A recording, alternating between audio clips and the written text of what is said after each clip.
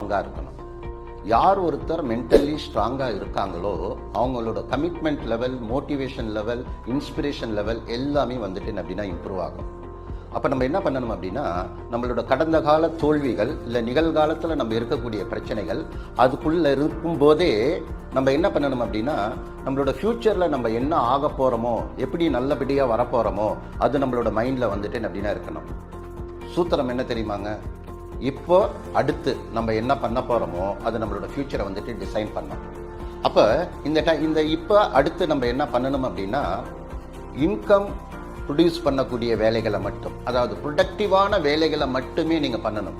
படிக்கிறது, பார்க்கறது, பேசுறது, செய்யறது, நீங்கள் என்ன நினைக்கிறீங்களோ, பேசுறீங்களோ, செய்கிறீங்களோ ஒரே லைனில் அலைன் ஆனது அப்படின்னா நீங்கள் எப்பயுமே கமிட்டட் பர்சனாக இருப்பீங்க.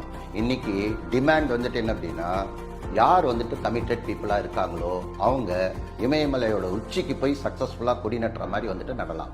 அந்த மாதிரி ஆட்களாக இல்லை. நம்ம அந்த மாதிரி ஒரு ஆளாக வந்துட்டு அப்படின்னா மாறணும். நீங்கள் ரெடியா?